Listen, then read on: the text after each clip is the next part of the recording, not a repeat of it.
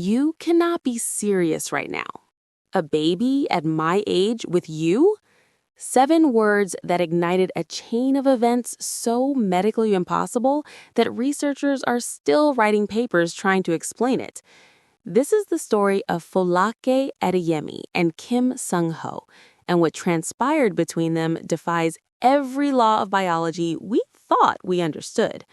But before we dive into the pregnancy that medical science says couldn't exist, you need to understand who these people were and what brought them to this impossible moment.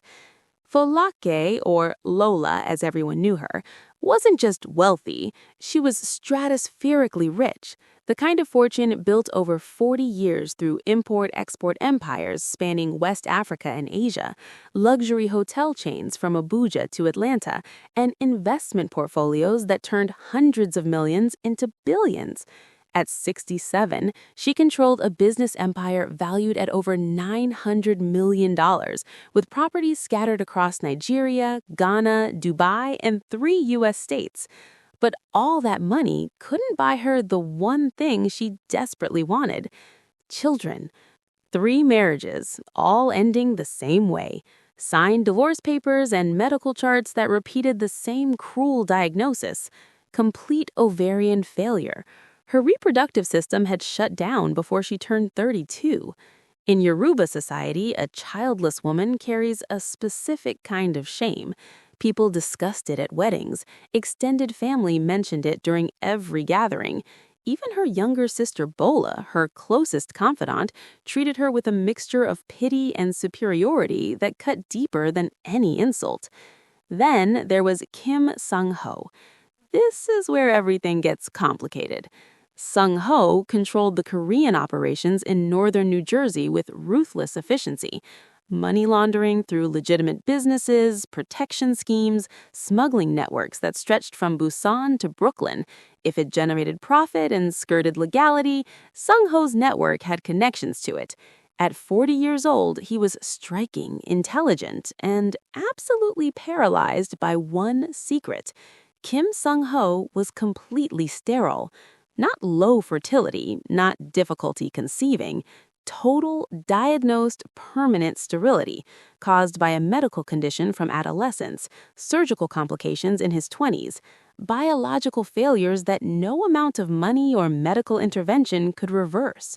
He'd consulted fertility specialists in Seoul, reproductive endocrinologists in Germany, experimental treatments in California that promised breakthroughs. Nothing changed the reality.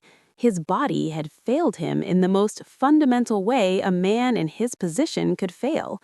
In his organization, this was more dangerous than any rival gang. Korean crime syndicates operated on hierarchy, on legacy, on the appearance of strength and continuity. A leader who couldn't produce an heir, who couldn't even fulfill the basic biological function of fatherhood, they would devour him. His own captains would orchestrate a takeover within months. So Sung-ho did what desperate, powerful men always do. He constructed an elaborate deception. 4 different relationships over the years, each woman compensated generously to maintain the illusion, to act satisfied, to never question why intimacy felt incomplete, why he always had elaborate explanations, why things never functioned the way they should. It was exhausting, humiliating, and slowly destroying him from within. February 2024, Lola traveled to New Jersey for negotiations about a shipping contract worth $60 million. Her primary contact had vanished amid fraud investigations, and she required a new logistics coordinator, someone with connections who could facilitate movement through customs and ports without excessive scrutiny. Her operations manager provided Sung-ho's contact information. He's organized crime, the manager cautioned, Korean syndicate, extremely dangerous, but he delivers results. Lola actually laughed. I've negotiated deals in Lagos for 4 decades. I can handle one gangster. They arranged a meeting at a restaurant in Inglewood. Sung-ho arrived with 3 bodyguards. Lola arrived completely alone, wearing a gold-embroidered gele and wrapper that probably exceeded the bodyguards' monthly salaries combined. the business discussion was scheduled for 45 minutes. It extended past 4 hours, not because terms were difficult, but because they couldn't stop conversing. About business initially, but then about isolation, about the crushing weight of others' expectations, about existing as fundamentally broken in worlds that valued wholeness above everything. Sung-ho found himself revealing things to this Nigerian woman he'd never shared with anyone. The suffocating pressure of leadership, the loneliness of power, the constant performance his position demanded. He didn't mention the sterility. He wasn't completely foolish. But something about her presence made him feel safe for the first time in years. And Lola experienced something she hadn't felt in decades. Seen. Not as the barren woman, not as the tragic figure everyone pitied, just as Lola, a complete person. When they separated that evening, Sung-ho did something unprecedented. He gave her his actual phone number, not the business line his lieutenants monitored, his personal mobile. "If you return to New York," he said carefully, "contact me directly." Lola called him 4 days later, not about shipping contracts, just to talk. Then she called again, and again. Soon they spoke every evening, Lola in her Victoria Island mansion, Sung-ho in his Fort Lee high-rise overlooking the Hudson. The time zones didn't matter. They'd talk until 4 a.m., 5, falling asleep with phones still connected like teenagers. Her sister, Bola, noticed immediately. "You're constantly smiling at that phone," Bola said one morning, suspicion saturating every syllable. "Who is this man?" "Just a business associate." "Business associates don't make 67-year-old women giggle like schoolgirls, Folake. What are you doing?" But Lola didn't care. For the first time since her third divorce 12 years earlier, she felt genuinely alive. March, she flew back to New Jersey. This time, no business pretext. She told Bola she was inspecting properties in Atlanta and Houston, a complete fabrication. Sung-ho collected her from Newark Airport personally. No driver, no security detail, just him in a black BMW wearing a simple jacket that somehow made him look younger than 40. "You came back," he said, and his expression was genuine. "Did you doubt I would?" They drove to his apartment in Fort Lee, massive windows showcasing Manhattan, artwork on walls worth more than most homes, and an emptiness wealth couldn't address. That night, they talked until dawn, about everything. Sung-ho described growing up in Seoul, joining the organization at 17, the violence he'd witnessed and orchestrated. Lola shared her failed marriages, the shame of childlessness in a culture obsessed with motherhood, nights spent weeping because her body had betrayed its fundamental purpose. And somewhere in those confessions, something transformed. It began with simple contact. Sung-ho's hand on Lola's shoulder meant as comfort, but the connection was electric. "We shouldn't," Lola whispered. "I know." But they did anyway. Here's what Sung-ho anticipated: the familiar humiliation, the rising panic, the moment when his body would fail him and he'd need to fabricate excuses, invent emergencies, anything to escape the shame. Except it didn't happen. For the first time in 17 years, Kim Sung-ho's body functioned completely, fully, impossibly. He was too overwhelmed to process it, too stunned to question. They came together like drowning people discovering oxygen, and for those hours, nothing else existed. Not his empire, not her age, not the absolute impossibility of what was occurring. When morning arrived, Sung-ho lay staring at the ceiling, mind racing. "That has never happened," he said quietly. Lola turned toward him. "What do you mean?" And he told her everything. The condition, the sterility, the years of pretending, hiding, deceiving, the specialist who confirmed it was irreversible, the shame that had consumed him for nearly 2 decades. "I don't understand," Sung-ho said, voice trembling. "With you, it was like my body remembered what it was supposed to do." Lola should have been angry, should have felt manipulated, deceived. Instead, she laughed, actually laughed out loud. Do you know how many doctors confirmed my ovaries were dead? How many specialists promised I'd never ovulate again? We're both supposedly broken, Sung-ho. Maybe broken people repair each other. It was intended as poetic, romantic even. Neither understood how literally accurate it would prove to be. 7 weeks later, Lola was back in Lagos, back to her routine of board meetings and property acquisitions when the nausea began. Initially, she dismissed it, probably food poisoning from that restaurant in Ikoyi, but it persisted. For 4 consecutive days, she woke up vomiting, dizzy, exhausted in a way that felt fundamentally different from ordinary tiredness. Bola noticed. "You need medical attention," she insisted. "It's probably just menopause complications." "I'm 67, Bola." "Then go confirm it's menopause. Stop being difficult." The doctor was someone Lola had known for 25 years, Dr. Okafor, one of Lagos's most respected gynecologists. She ordered a complete panel, expecting to confirm perimenopause symptoms or possibly a gastrointestinal virus. When Dr. Okafor returned to the examination room, her complexion was ashen. "Folaki, you need to sit down." "I am sitting." "Then brace yourself, because what I'm about to say is medically impossible, but the tests are definitive. Just tell me, you're pregnant, approximately 7 weeks." The room actually tilted. Lola genuinely laughed. "That's not possible." "I'm completely serious. Look." Dr. Okafor displayed the ultrasound, a microscopic cluster of cells, a heartbeat that had no right to exist. "This cannot be happening," Lola whispered. "My ovaries are completely non-functional. Multiple doctors confirmed it decades ago." "I know, I was one of those doctors, and yet here we are. Somehow your body released one final egg, one impossible ovulation. The probability of this occurring is... I don't even know if probabilities exist for this. It's like being struck by lightning while simultaneously winning the lottery, while being attacked by a shark." Lola sat in that office for 90 minutes, just staring at the ultrasound image. At 67 years old, after 35 years of being labeled barren, after 3 divorces and a lifetime of cultural shame, she was pregnant. She called Sung-ho immediately. "What did you just say?" Sung-ho's voice was tight with something resembling terror. "I'm pregnant, 7 weeks. The doctor confirmed it with tests." Silence, long enough that Lola checked whether the connection had dropped. "Sung-ho, that's not possible. I'm completely sterile. You know this." "Apparently, both our doctors were spectacularly wrong, because I'm looking at an ultrasound right now and there's a heartbeat." More silence.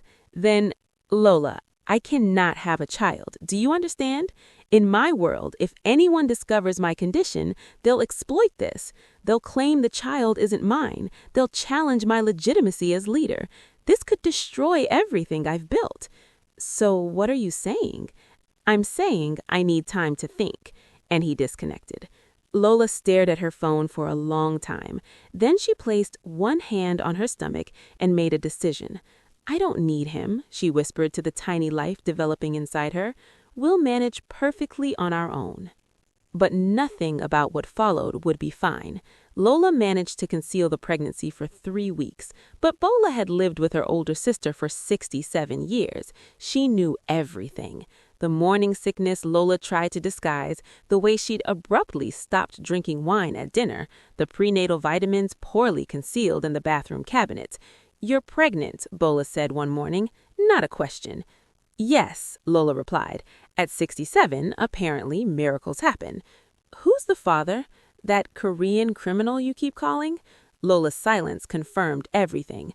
Bola's expression cycled through several emotions simultaneously: shock, disbelief, and then something darker, something that resembled fear. "You cannot keep it," Bola said flatly. "Excuse me?" "Folaki, you're 67 years old. Pregnancy at your age is potentially fatal. You could die. And for what? To have a child with a gangster you barely know?" "I know him sufficiently." "You know him for what, 4 months, 5? And now you're going to have his baby and destroy everything?" Destroy what exactly? Bola's mask slipped for just a moment, but Lola saw it clearly. The jealousy, the fear, the calculation. See, here's what Lola didn't fully comprehend yet. For 12 years since her last divorce, Bola had been more than just a sister. She'd been Lola's heir. Her children, Kunle and Segun, were the closest thing Lola had to descendants. And when Lola eventually died, which everyone assumed would be perhaps in 10 or 15 years, everything would transfer to Bola's family. The properties in Atlanta, Houston, and Maryland, the holdings in Lagos and Accra, the business empire worth over $900 million, all of it flowing to Bola and her sons. But a biological child changed everything completely. A legitimate child would inherit everything. Bola and her sons would receive nothing. "I'm just concerned about your health," Bola said, recovering quickly. "That's all." But Lola had seen the truth in her sister's eyes, and it chilled her completely. Meanwhile, in New Jersey, the organization grows suspicious. Sung Ho's new tenant was a man named Lee Jae-sung, intelligent, ambitious, always watching for weaknesses in his superior. And Sung Ho had been acting unusual for weeks, distracted during strategy sessions, taking private calls, smiling at his phone like an idiot. And most concerning, he'd made 4 separate trips to Lagos in 3 months, supposedly for business, but no new contracts had materialized. "What's in Lagos?" Jae-sung asked one evening, his tone casual but his eyes calculating. "Textile deal. Substantial money? We don't work textiles." "We do now." Jae-sung didn't believe him, so he did what ambitious lieutenants always do. He investigated deeper. He discovered the phone records, hundreds of calls to a Lagos number. He found the flight manifests, trips that made no business sense. He located the wire transfers, not large enough to be bribes, but too personal to be professional. And he started asking questions around the organization. "Boss has a woman in Africa," one of the bodyguards confirmed. "Wealthy one, old enough to be his mother, but you know how these things are." Jae-sung smiled.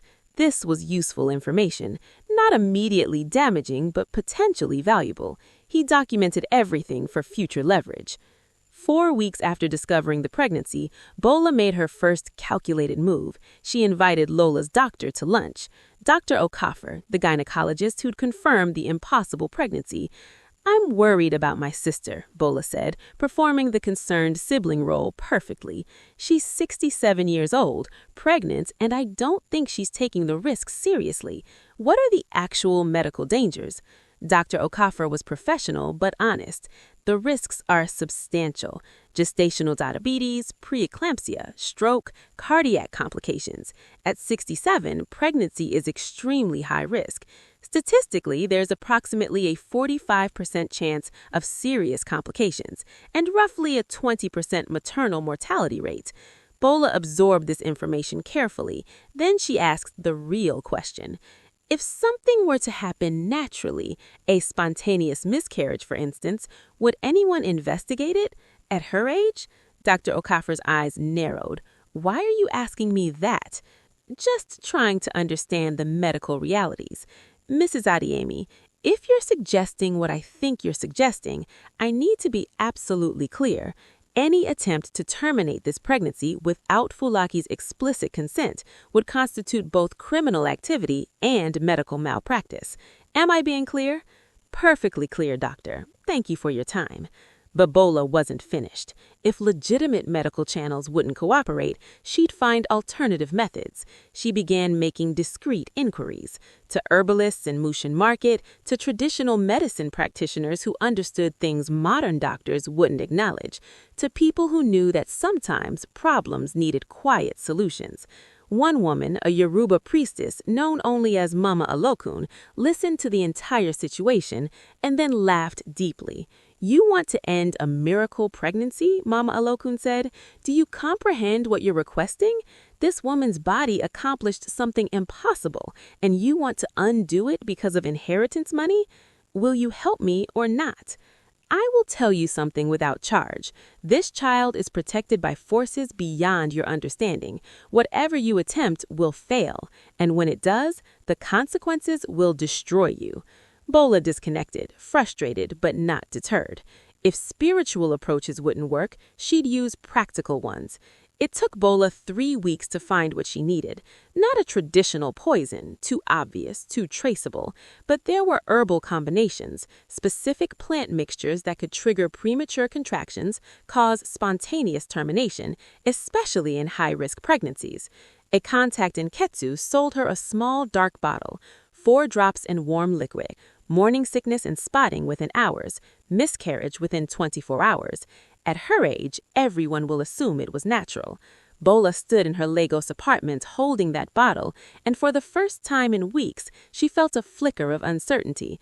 This was her older sister. They'd shared everything growing up, celebrated each other's successes, supported each other through failures. Bola had attended all 3 weddings, had consoled her through all 3 divorces, had celebrated her business achievements, and mourned her childlessness.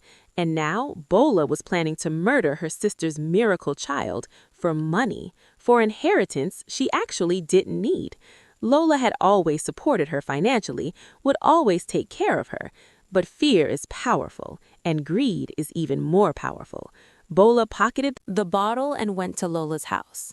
But here's where everything goes catastrophically wrong. Lola was on a video call with Sungho when Bola arrived. After 4 weeks of silence, Sungho had finally called back, ready to discuss the baby. "I've been a coward," Sungho said through the screen. "I was terrified of judgment, terrified of how this would affect my position.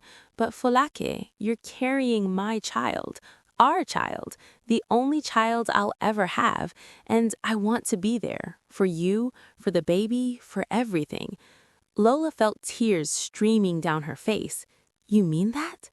"I'm flying to Lagos tomorrow. We'll figure everything out together." Bola, standing in the doorway, heard every word, and something inside her fractured. This couldn't happen. Sungho couldn't become involved. If he came to Lagos, if he and Lola became serious, if they actually built a family together, it would cement everything. The baby would be real. The inheritance would vanish. She had to act immediately. That evening, Bola offered to make Lola chamomile tea, something she'd done thousands of times before. Lola was in the bathroom, managing another wave of morning sickness. Bola stood in the kitchen, the bottle in her hand. 4 drops, that's all it required. She unscrewed the cap, held it over the steaming cup. And that's when Kunle walked in. Kunle was Bola's older son, 30 years old, an attorney, intelligent enough to read his mother perfectly. "Mom, what are you doing?" Bola jumped, nearly dropping the bottle. "Nothing, just preparing tea." "What's in your hand?" "Herbal supplement for Folaki's pregnancy." Kunle crossed the kitchen in 3 strides and snatched the bottle from her grasp. He opened it, inhaled the scent, and his face went pale. "This is an abortifacient. Mom, were you about to poison Aunt Folake?" "You don't understand. This baby will ruin everything for us, for you and Segun." "So you were going to kill it?" Kunle's voice was rising. "Mom, do you hear yourself? This is attempted murder." "It's not murder, it's just helping nature along." "It's murder." Kunle slammed the bottle on the counter. "And I'm not letting you do this." He grabbed his phone. "Who are you calling?" Bola asked, panic flooding her voice.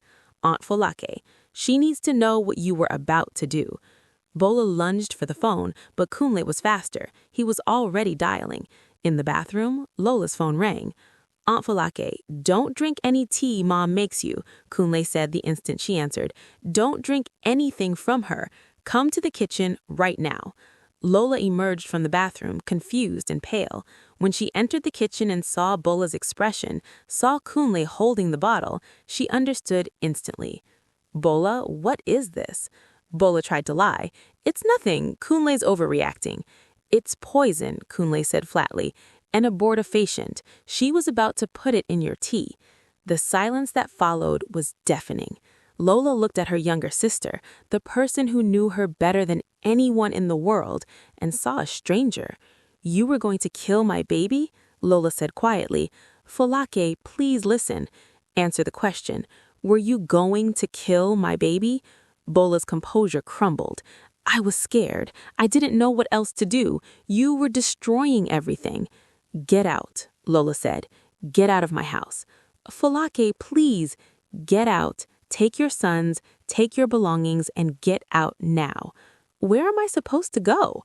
I don't care. You tried to murder my child, my miracle child. You're dead to me. Bola looked at Kunle, hoping for support, but her son shook his head. You did this to yourself, Mom. Don't look at me. That night, Bola packed her things and left. Segun was confused, Kunle was ashamed, and Lola stood at her window watching them load a vehicle, one hand on her stomach, tears streaming down her face. She'd lost her sister, but saved her baby. Sungho arrived. The Syndicate boss meets Lagos. Sungho landed in Lagos 36 hours later with 2 bodyguards and plans to stay at least 6 weeks. He'd never been to Nigeria before. The heat struck him like a physical force the moment he exited the aircraft. Murtala Muhammad Airport was chaos. Noise, crowds, hustlers attempting to carry luggage, immigration officers who operated at their own pace. His bodyguards hated it immediately. Sungho found it thrilling. Lola collected him personally in a Mercedes G-Wagon. When he entered the vehicle and saw her face, still beautiful but exhausted, marked by betrayal, he pulled her into his arms without speaking. I'm sorry I ran. I was a coward. You're here now. That's what matters.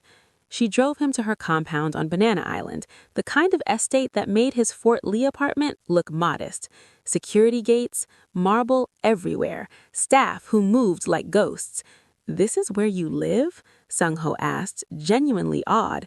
This is where we live, if you want to. That night, after his bodyguards were settled in guest quarters and the staff had retired, Lola told Sungho everything. About Bola's betrayal, about the poison, about Kunle's intervention. Sungho's expression went dark. Where is she? I don't know. I don't care. Folake, she tried to kill our child. That's not something you just forgive. What are you planning to do? Have her killed?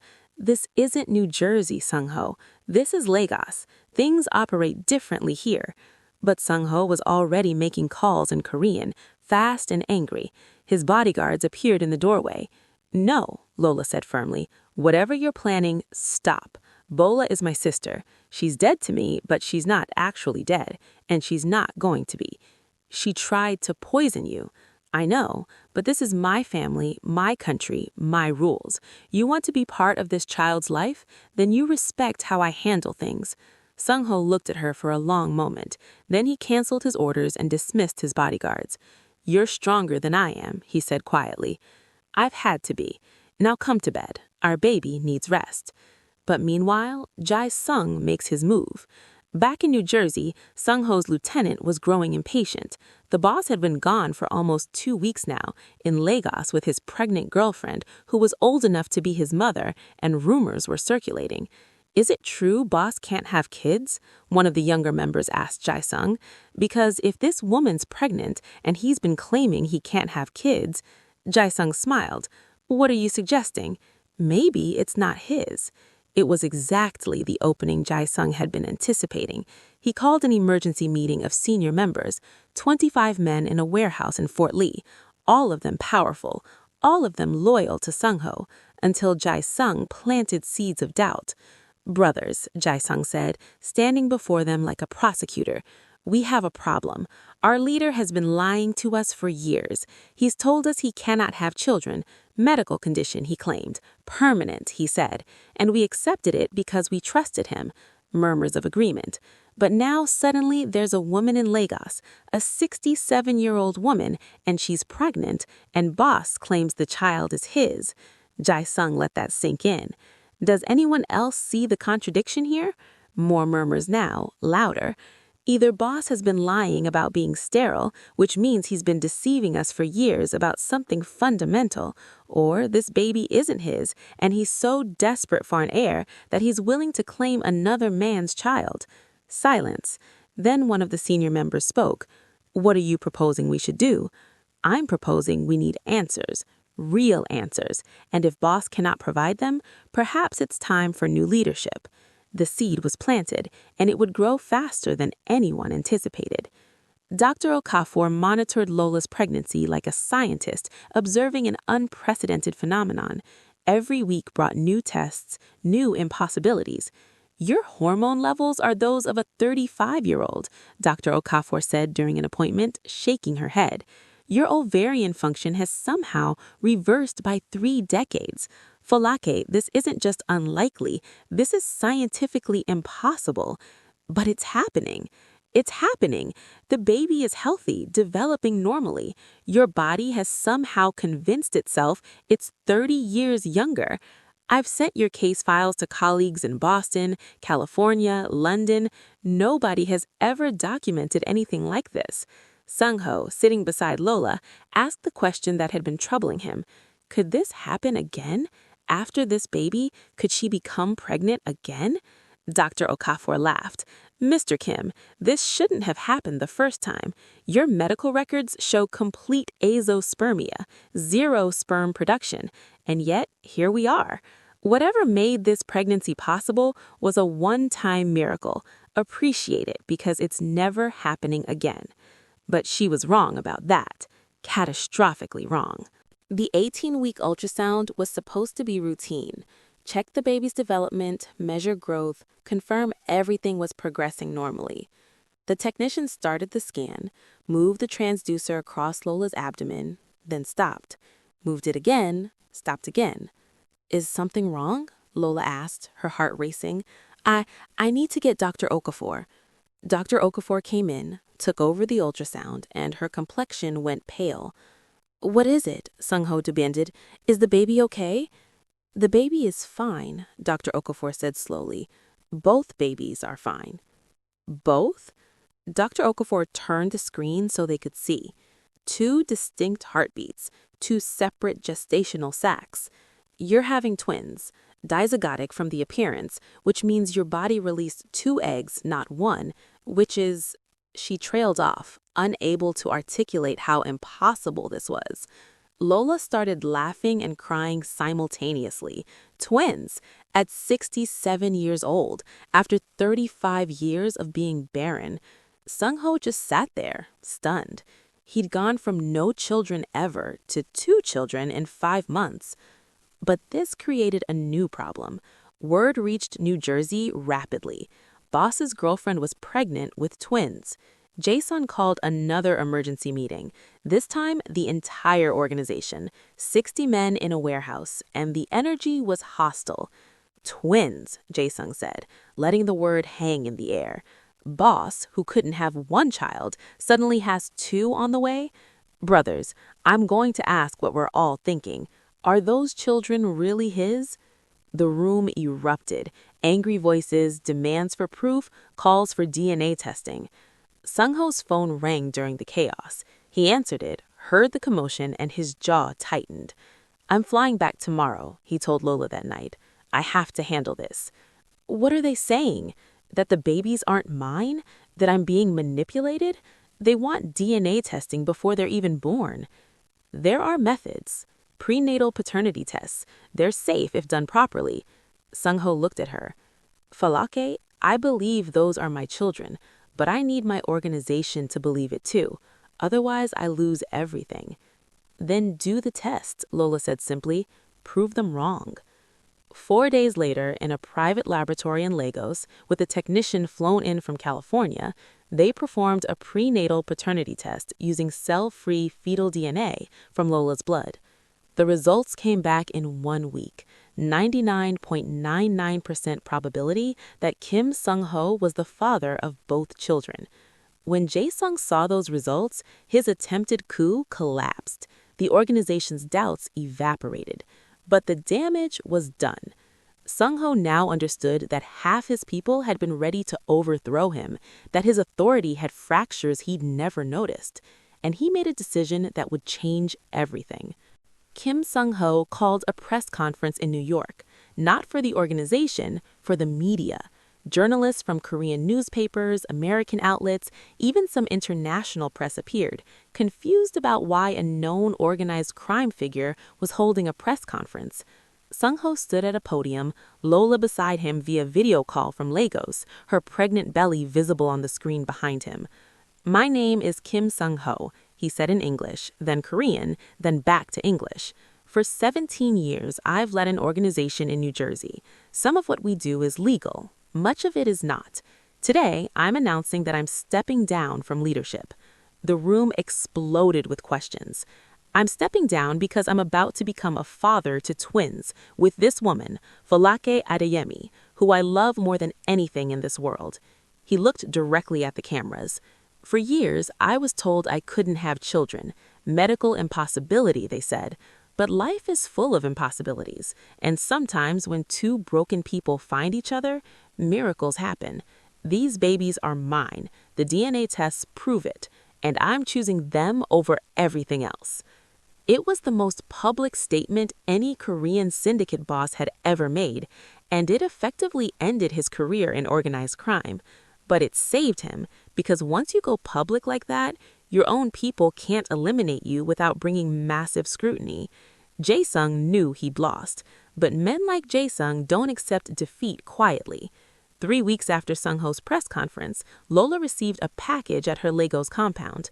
No return address, no identifying marks, just a small box wrapped in brown paper. Inside were photographs. Sung-ho in New Jersey, 2018, standing over a body, blood visible, his face clearly identifiable. A burner phone was included. It rang immediately when Lola picked it up. "Miss Adeyemi," a voice said in accented English, Korean accent. "My name is Lee Jae-sung. I believe you know who I am." Lola's blood went cold. "What do you want?" "Your boyfriend destroyed my career when he quit, destabilized an entire organization, cost me millions in revenue and respect. So now I'm going to destroy him. By sending me old photographs? By sending them to the FBI, the New York Police Department, Korean authorities. See, Sung-ho might have quit the life, but his crimes don't vanish. That photograph is from a murder in Fort Lee. Victim was a rival organization member. Case is still open. With this evidence, Sung-ho goes to prison for 30 years minimum." "What do you want?" Lola repeated. $60 million transferred to an account I'll provide. You have it, I know you do. Pay me and these photographs disappear. Refuse and your children's father spends the rest of his life in prison." The call ended. Lola sat there, hand on her stomach, feeling both babies moving inside her. She could pay it. $60 million was substantial, but she had it. Liquid assets she could transfer within 36 hours. But this wouldn't end with one payment. Jae-sung would return again and again, bleeding her empire dry while holding Sung-ho's freedom hostage. She needed another solution. Lola made a call to someone she'd sworn never to contact again. "Mama Alokun," she said when the priestess answered, "I need your help." The same woman who'd warned Bola that the babies were protected, the same woman who'd said forces were watching over this impossible pregnancy. "I knew you would call," Mama Alokun said. "Come to Osobo tonight." Lola drove 7 hours from Lagos to Osobo, her security team confused but following. She found Mama Alokun in a compound filled with shrines, offerings, the scent of herbs and incense thick in the air. "Tell me everything," Mama Alokun said.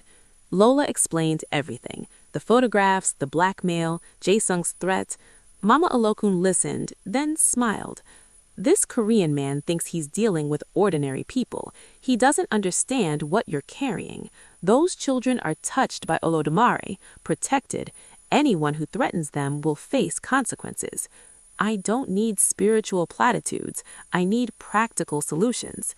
You'll have both." Mama Alokun pulled out a small leather pouch.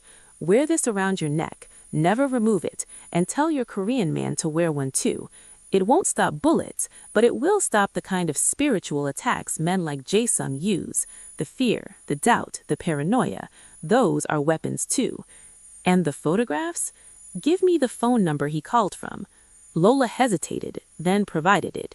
Mama Alokun took the number, wrote it on a piece of paper, and began a ritual that Lola didn't understand.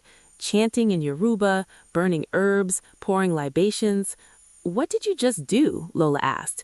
"I put him in a circle. Everything he tries to do to harm your family will rebound on him threefold. If he sends those photographs to police, his own crimes will be exposed. If he tries to hurt Sung-ho, he'll hurt himself worse. It's done. Lola wanted to dismiss it as superstition, but she'd spent 67 years being told she was barren, and now she was pregnant with twins. She'd learned to respect the impossible. She wore the pouch and sent one to Sung-ho via courier. Jason gave Lola 72 hours to transfer the money. When she didn't, he made good on his threat. He sent the photographs and a detailed dossier to the FBI's New York field office. Anonymous tip, untraceable. The FBI opened an investigation in Kim Sung-ho within 36 hours. But something strange happened. The lead investigator, Agent Michael Torres, reviewed the evidence. The photographs were clear, the case was solid, they could prosecute. But when he tried to move forward, everything fell apart. The original case files from the 2018 murder had been corrupted, digital records vanished, physical evidence misplaced, witnesses who'd given statements suddenly couldn't be located or recanted everything. And then Agent Torres' own case history came under review. Old investigations he'd worked on, allegations of evidence tampering surfaced. Nothing proven, but enough to remove him from the Sung-ho case. Within 1 week, the investigation stalled completely. Jae-sung, watching from New Jersey, couldn't comprehend it. He'd planned it perfectly. The evidence was ironclad. Then his own problems started. The IRS launched an audit of his finances. Homeland Security began examining his immigration status. Business partners who'd been loyal for years suddenly wanted distance. His own apartment in Fort Lee was raided for reasons nobody could quite explain. And they found things he'd forgotten were there. Illegal weapons, documents connecting him to unsolved crimes. Within 3 weeks, Jae-sung was facing 20 years in federal prison on charges completely separate from his blackmail attempt. He called Lola from a burner phone, his voice shaking. "What did you do to me?" "I protected my family," Lola said calmly. "You should..." Onto a criminal half her age. It went viral in Nigeria within hours. Lola and Sung-ho were still in California when the story broke. Lola's phone exploded with calls. Friends, business associates, reporters, everyone wanting comment, clarification, defense. Sung-ho's expression went dark as he read the article. "This is Bola. I know. She's trying to destroy you. She's trying. She won't succeed." But the damage was real.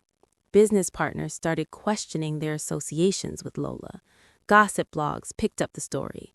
Social media became a battlefield. Some people defending Lola, others calling her everything from a liar to a witch practicing dark magic. The Stanford researchers held a press conference to confirm the pregnancy was real. The tests were legitimate. Everything was medically documented. It helped, but not enough.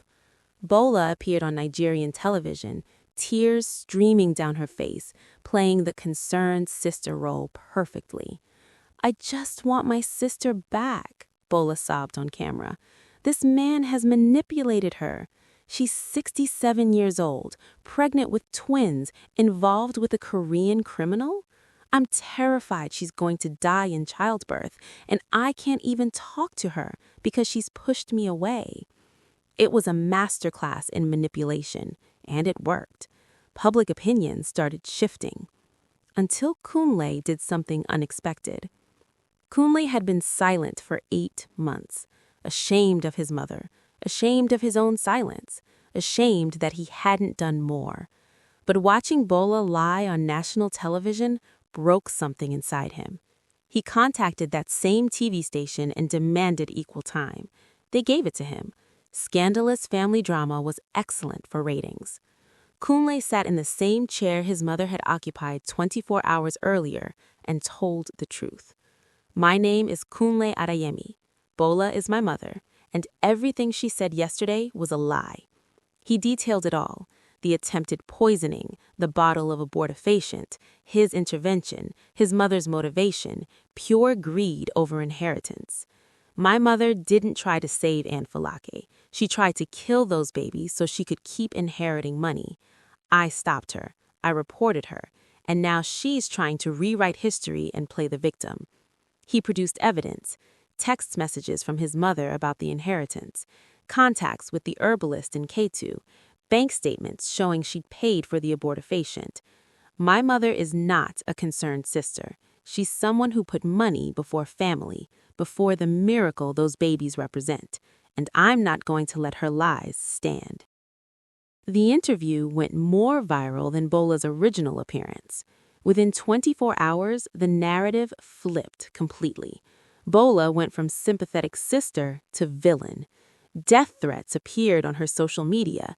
She had to disconnect her phone. And Lola, watching from California, called her nephew for the first time in 8 months. "Thank you," she said simply. "I should have spoken up sooner. You spoke up when it mattered. That's what counts. Can I be part of their lives? The twins. I know what my mother did. You are not your mother. Those children will need family who love them. You're welcome in their lives, always." Kunle cried like he hadn't cried since childhood. Lola returned to Lagos in her 9th month, massive with twins, glowing in a way that made her look decades younger than her actual age.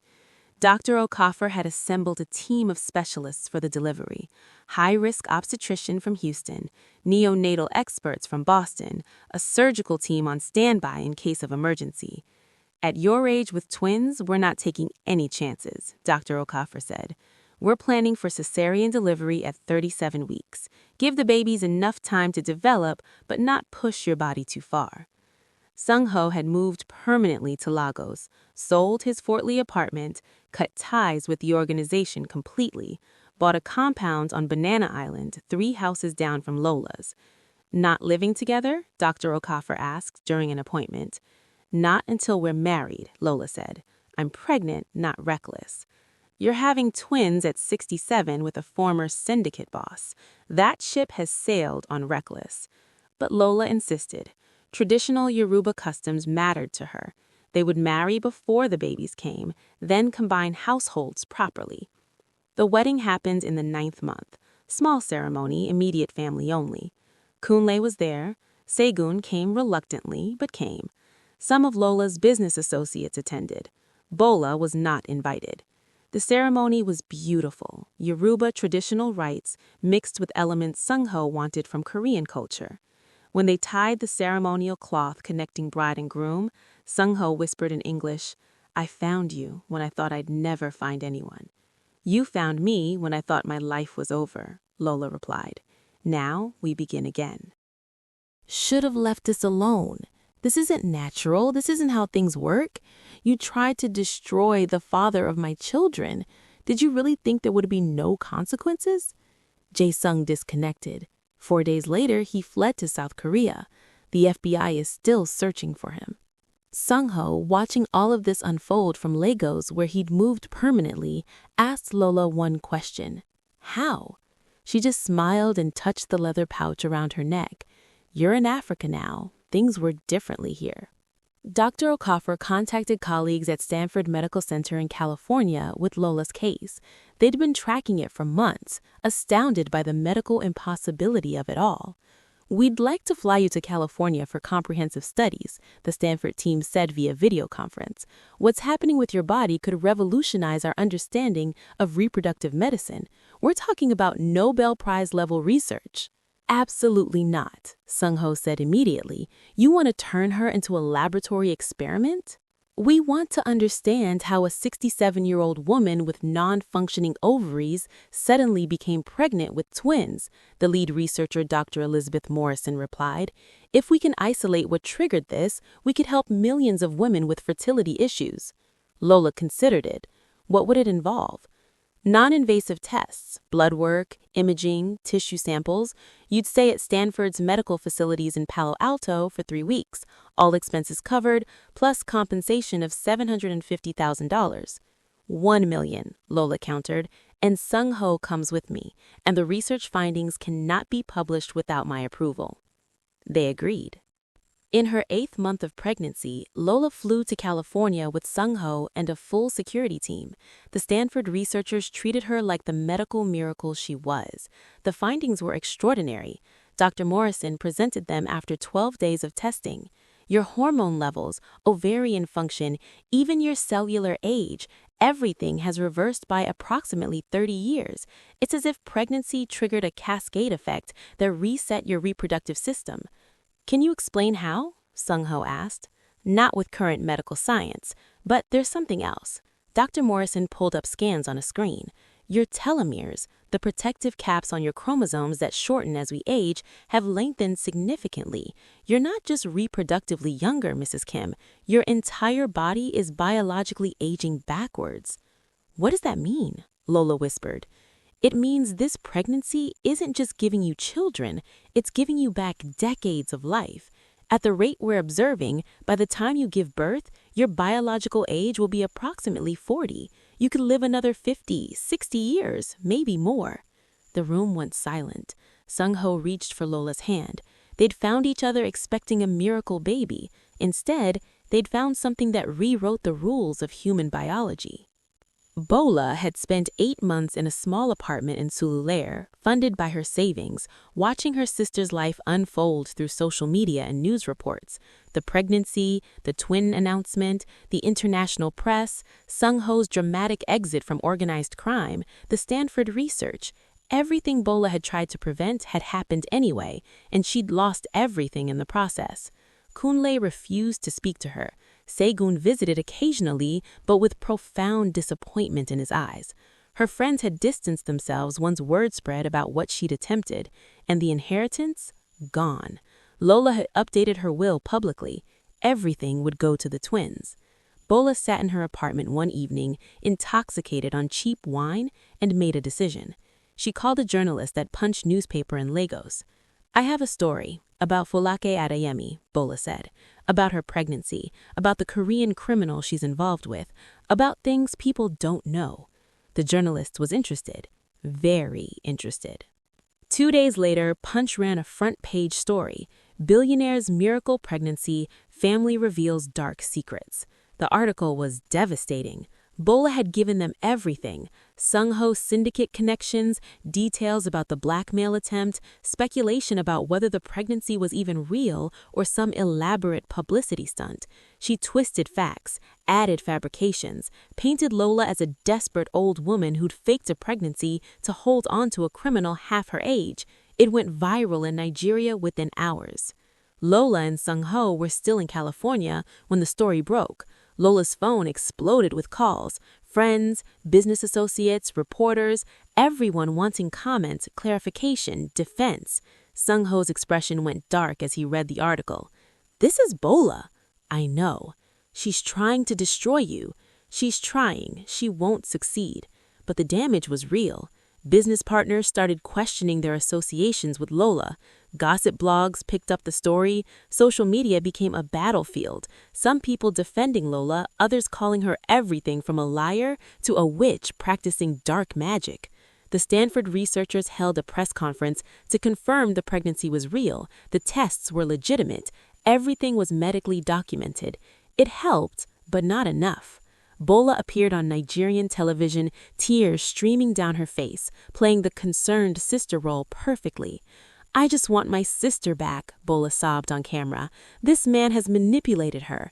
She's 67 years old, pregnant with twins, involved with a Korean criminal. I'm terrified she's going to die in childbirth, and I can't even talk to her because she's pushed me away. It was a masterclass in manipulation, and it worked. Public opinion started shifting. Until Kunle did something unexpected. Kunle had been silent for 8 months, ashamed of his mother, ashamed of his own silence, ashamed that he hadn't done more. But watching Bola lie on national television broke something inside him. He contacted that same TV station and demanded equal time. They gave it to him. Scandalous family drama was excellent for ratings. Kunle sat in the same chair his mother had occupied 24 hours. Should have left this alone. This isn't natural. This isn't how things work. You tried to destroy the father of my children. Did you really think there would be no consequences? Jae-sung disconnected. 4 days later, he fled to South Korea. The FBI is still searching for him. Sung-ho, watching all of this unfold from Lagos where he'd moved permanently, asked Lola one question. How? She just smiled and touched the leather pouch around her neck. You're in Africa now. Things work differently here. Dr. Okafor contacted colleagues at Stanford Medical Center in California with Lola's case. They'd been tracking it for months, astounded by the medical impossibility of it all. We'd like to fly you to California for comprehensive studies, the Stanford team said via video conference. What's happening with your body could revolutionize our understanding of reproductive medicine. We're talking about Nobel Prize level research. Absolutely not, Sung-ho said immediately. You want to turn her into a laboratory experiment? We want to understand how a 67-year-old woman with non-functioning ovaries suddenly became pregnant with twins, the lead researcher Dr. Elizabeth Morrison replied. If we can isolate what triggered this, we could help millions of women with fertility issues. Lola considered it. What would it involve? Non-invasive tests, blood work, imaging, tissue samples. You'd stay at Stanford's medical facilities in Palo Alto for 3 weeks, all expenses covered, plus compensation of $750,000. $1 million, Lola countered, and Sung-ho comes with me, and the research findings cannot be published without my approval. They agreed. In her 8th month of pregnancy, Lola flew to California with Sung-ho and a full security team. The Stanford researchers treated her like the medical miracle she was. The findings were extraordinary. Dr. Morrison presented them after 12 days of testing. Your hormone levels, ovarian function, even your cellular age, everything has reversed by approximately 30 years. It's as if pregnancy triggered a cascade effect that reset your reproductive system. Can you explain how? Sung-ho asked. Not with current medical science, but there's something else. Dr. Morrison pulled up scans on a screen. Your telomeres, the protective caps on your chromosomes that shorten as we age, have lengthened significantly. You're not just reproductively younger, Mrs. Kim. Your entire body is biologically aging backwards. What does that mean? Lola whispered. It means this pregnancy isn't just giving you children, it's giving you back decades of life. At the rate we're observing, by the time you give birth, your biological age will be approximately 40. You could live another 50, 60 years, maybe more. The room went silent. Sung-ho reached for Lola's hand. They'd found each other expecting a miracle baby. Instead, they'd found something that rewrote the rules of human biology. Bola had spent 8 months in a small apartment in Surulere, funded by her savings, watching her sister's life unfold through social media and news reports. The pregnancy, the twin announcement, the international press, Sung-ho's dramatic exit from organized crime, the Stanford research. Everything Bola had tried to prevent had happened anyway, and she'd lost everything in the process. Kunle refused to speak to her. Segun visited occasionally, but with profound disappointment in his eyes. Her friends had distanced themselves once word spread about what she'd attempted, and the inheritance? Gone. Lola had updated her will publicly. Everything would go to the twins. Bola sat in her apartment one evening, intoxicated on cheap wine, and made a decision.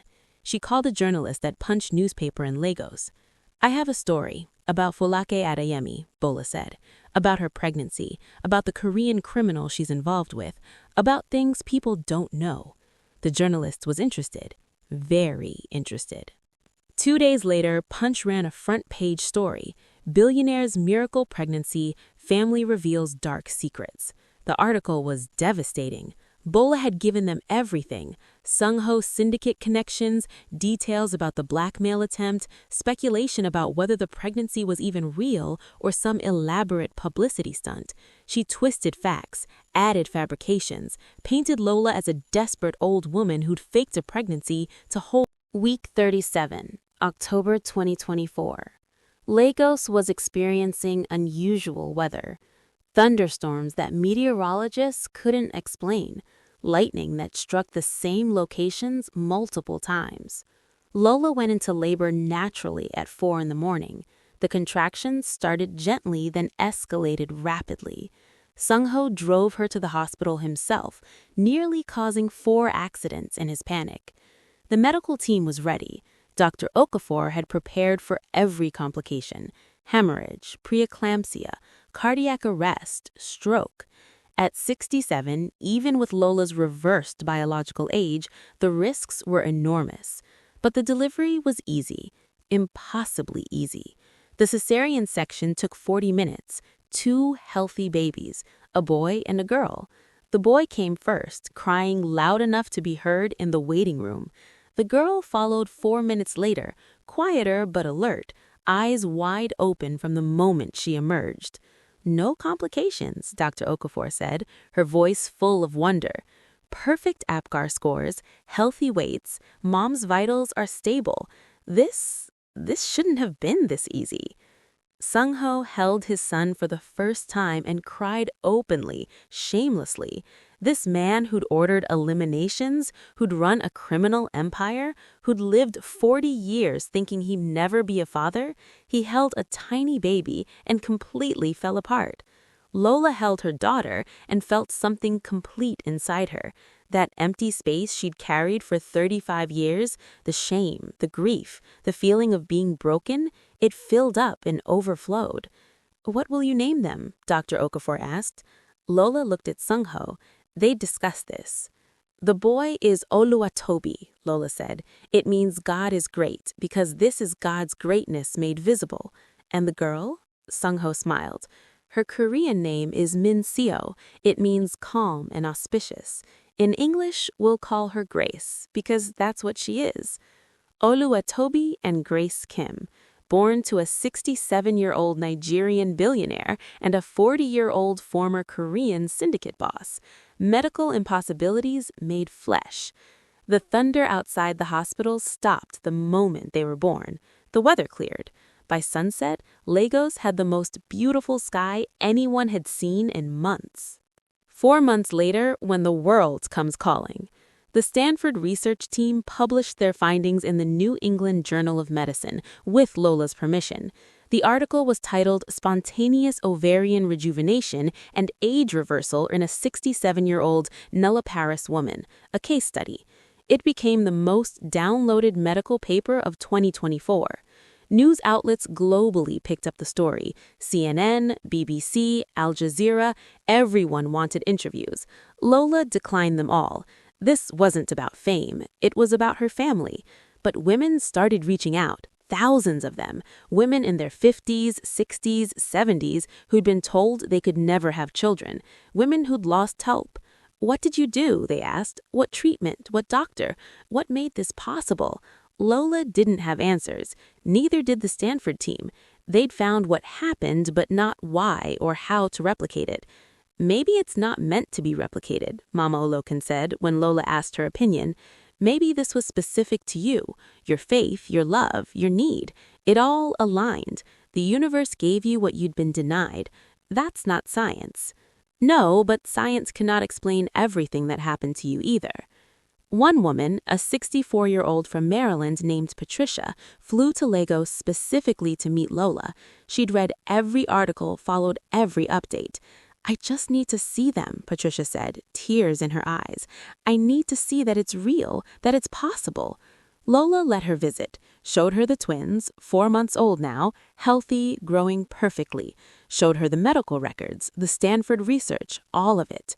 Patricia held Grace for exactly 5 minutes, crying the entire time. "Thank you," she whispered. "You gave me hope." 3 weeks later, Patricia's doctor called Lola with shocking news. Patricia was pregnant. At 64 years old, after 17 years of menopause, her body had spontaneously started ovulating again.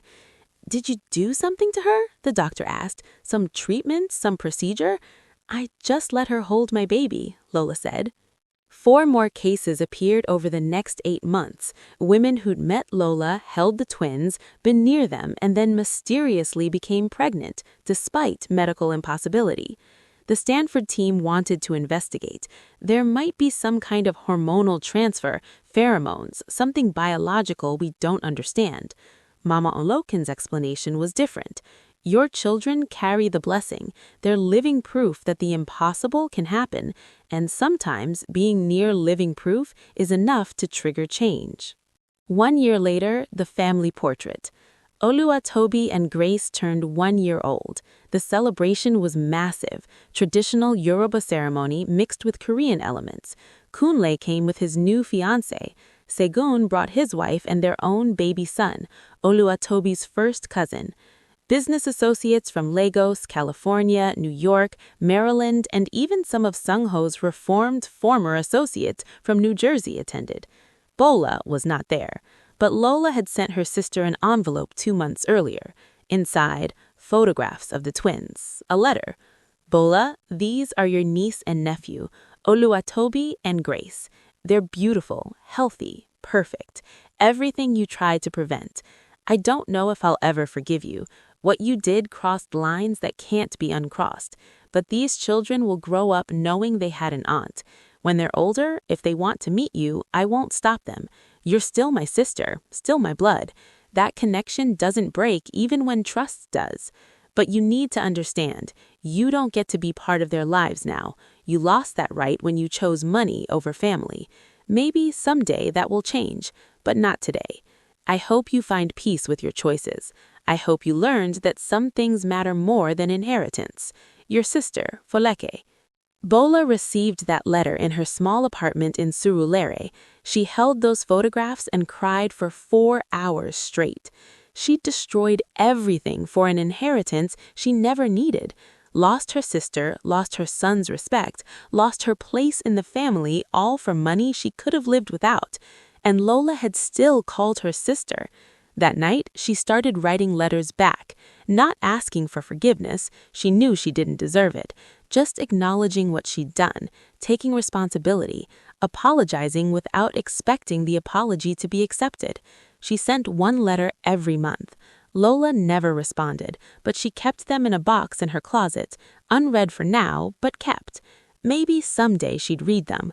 Maybe someday forgiveness would be possible, but not today. Sungho adapted to fatherhood with the same intensity he'd brought to running a criminal syndicate. He learned Yoruba from Lola, practiced Korean lullabies, researched every aspect of child development with obsessive detail. "You're intense," Lola said, watching him study a book about infant cognition at 2 in the morning. "I lost 40 years of my life thinking I could never have this. I'm not wasting a single moment now." He'd cut all ties to the organization. Jae-sung was still hiding somewhere in Asia. The New Jersey operation had fractured into smaller groups, none with the unity it had under Sungho's leadership. He didn't miss it, not even slightly. "What do you miss?" Lola asked him once. "The clarity," Sungho admitted. In that life, everything was simple. Threats were eliminated, problems were solved with force. There was no ambiguity. And now I have a daughter who won't sleep unless I sing specific songs in a specific order, a son who cries if his blanket is wrong, problems I can't solve with intimidation or money. And you know what? It's better. It's so much better. His former associates couldn't understand it. The few who still had contact with him called occasionally, confused by his transformation. "Boss, you gave up everything for this?" one asked during a video call seeing Sungho with both twins on his lap, covered in baby food. "No, I gave up nothing to gain everything." Lola's businesses continued thriving. The pregnancy had generated so much publicity that her brand had exploded globally. She'd hired a management team to handle day-to-day operations, conducted board meetings via video conference with babies occasionally visible in the background, which somehow made her seem more relatable, more human to investors. "You've become an icon," her marketing director said. "Women everywhere see you as proof that life doesn't end at 40, 50, or 60, that it's never too late for miracles." Lola had received offers for book deals, documentary series, speaking tours. She declined them all. "This isn't a brand," she told her team. "This is my life, my family. I'm not monetizing it." But she did establish something, the Foleke Adeyemi Foundation for Women's Reproductive Health, funded with $120 million of her own money. The foundation supported research into age-related fertility issues, provided grants to women pursuing fertility treatments, and offered support services to women dealing with infertility. "I cannot give everyone what I was given, but I can help. I can fund research. I can support women who are where I was, hopeless, broken, thinking their dreams are impossible. If my story does nothing else, it should give people hope. The foundation's headquarters were in California, with satellite offices in New York, Houston, and Lagos.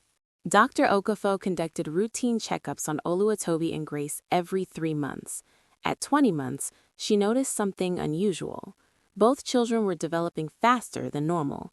Not dramatically, they weren't prodigies or savants, but their cognitive development, language acquisition, motor skills, everything was ahead of standard milestones. Grace is speaking in complete sentences, Dr. Okafo noted. Most children her age are doing 2-word phrases, and Oluwatobi's problem-solving skills are remarkable. Watch. She set up a simple puzzle, the kind designed for 3-year-olds. Oluwatobi solved it in under 60 seconds. Is something wrong with them? Sung-ho asked, worried. Wrong? No, they're just advanced, possibly a side effect of the circumstances of their conception and gestation. The same biological anomalies that allowed them to exist might be affecting their development. Will it continue? I have no idea. We're in completely unprecedented territory. By age 2, both twins were reading simple books. By 3, they were conversationally fluent in English, Yoruba, and Korean, switching between languages effortlessly depending on who they were talking to. They're not just smart, Kunle observed during a family dinner. They're aware, like they understand things kids their age shouldn't understand. It was true. Both children had a quality of perception that was unusual.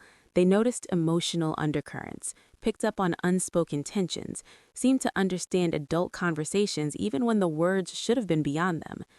Should we be concerned? Lola asked Mama Alakam during one of their occasional consultations. Concerned? No. Respectful? Yes. These children were born from impossibility.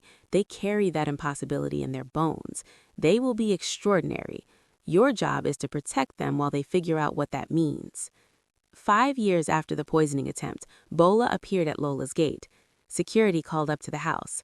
Ma'am, there's a woman here. Says she's your sister. Should we send her away? Lola's first instinct was yes. She'd built a life without Bola, a good life. Her children were thriving, her marriage was strong, her business was successful. Why reopen old wounds? But Sung-ho, overhearing the call, said something that changed her mind. Our children should know their aunt. Not now, they're too young to understand. But someday, and when that day comes, will you regret not trying? Lola looked at him for a long moment. Then she told security, send her to the guest house. I'll meet her there in an hour. She needed time to prepare, time to armor herself against the emotions she knew would surface. When Lola finally walked into the guest house, she barely recognized her sister. Bola had aged dramatically. The stress, the guilt, the isolation, it showed in every line on her face. She looked 75, maybe 80, while Lola looked 40 at most. Falake, Bola's voice cracked. Thank you for seeing me. I'm not ready to forgive you. I know, I don't deserve forgiveness, but I needed to say to your face, I'm sorry. Not because I want back in your life, not because I want to meet the children, just because it's true. I'm sorry for what I tried to do. I was greedy and scared, and I let money turn me into a monster. Lola sat across from her sister, studying her, looking for deception, for manipulation, for the ulterior motive. She found only genuine regret. What do you want, Bola? Nothing, just to apologize and to tell you I've been in therapy for 4 years, working through the greed, the jealousy, the resentment, understanding why I did what I did. It doesn't excuse it, but I understand it now. And I'm proud of you. I should have said that 5 years ago. I should have celebrated your miracle instead of trying to destroy it. You got everything you deserved. I'm glad. They talked for 3 hours, not reconciling, that would take years if it happened at all, but beginning the process, acknowledging the past, leaving open the possibility of a future. The twins? Bola asked carefully. Can I at least know their names? Oluwatobi and Grace. Bola smiled through tears. Beautiful names for what I'm sure are beautiful children. They are. Maybe someday I'll meet them. Maybe, Lola said, but not today. Bola nodded, accepting this. She left that afternoon, driving back to Surulere with something she hadn't had in 5 years, a tiny fragment of hope. Oluwatobi and Grace are now 5 years old. They attend an international school in Lagos where teachers describe them as remarkable and unnervingly perceptive. Lola is 72 but looks 40. The biological age reversal has stabilized. She'll age again, Dr. Okafo says, but slowly. Lola might live to 110, maybe 120, with the vitality of someone decades younger. Sung-ho turned 45 last month. He runs a legitimate security consulting firm now, using his old connections for legal purposes. He helps businesses navigate complex situations, provides risk assessment, occasionally consults with law enforcement on organized crime cases, from the other side now. They split their time between Lagos and a house they bought in California, Palo Alto near Stanford, where Lola remains involved with the ongoing research into what happened to her. 15 women globally have now experienced spontaneous fertility restoration after contact with Lola or the twins. Stanford is investigating it as a serious phenomenon, though they still cannot explain the mechanism. Maybe some things aren't meant to be explained, Lola tells Sung-ho one evening, watching their children play in the yard. Maybe miracle is enough. Jae-sung surfaced last year in Seoul, facing multiple charges. He tried to rebuild an operation there. Failed spectacularly. Sung-ho received a call from him, one last attempt to threaten, to manipulate, to regain some power. "Your children will never be safe," Jae-sung said. "I'll make sure of it." Sung-ho just laughed. "Jae-sung, you tried to destroy my life. Instead, you forced me to leave and build a better one. Everything good I have now, my wife, my children, my peace, it exists because you pushed me out of that world. So thank you." He disconnected and blocked the number. The last they heard, Jae-sung is in Korean prison, serving 15 years for various financial crimes. Lola sits for an interview 6 years after the twins' birth, her first real interview for a documentary about medical anomalies that the Stanford team is producing. "What do you want people to learn from your story?" the interviewer asks. Lola thinks carefully. "That impossibility is subjective. Every doctor told me I was barren. Every specialist confirmed it. For 35 years, I believed my body was broken. Then one night, with one person, everything changed. Why? We still don't know. Science cannot explain it. Maybe it never will. Do you believe it was divine intervention? I believe in miracles. I believe the universe sometimes gives us what we need exactly when we've stopped expecting it. I believe Sung-ho and I found each other because we were both broken in compatible ways. And I believe these children exist because love is more powerful than medicine. That's not very scientific." "No," Lola smiles, "but neither is anything that happened to me." The documentary crew asks for a family shot, Lola, Sung-ho, and the twins together. Grace refuses to sit still. She's wearing a traditional Yoruba buba and iro that Lola had made specially for her, but she keeps climbing on her father's lap, then jumping off, then climbing again. Oluwatobi sits perfectly still, watching the camera equipment with intense curiosity. "How does it capture light?" he asks the cinematographer. The question is complex for a 5-year-old. The answer he receives is simplified, but Oluwatobi frowns like he knows he's being talked down to. "They're going to be a handful when they're teenagers," Sung-ho mutters. Lola laughs. "They're a handful now." The documentary will air on Netflix in 2026. Already the trailer has generated massive interest, 70 million views in the first week. But something happens before the documentary releases that nobody expects. 6 months later, Lola wakes up feeling dizzy. The nausea hits her before she even gets out of bed.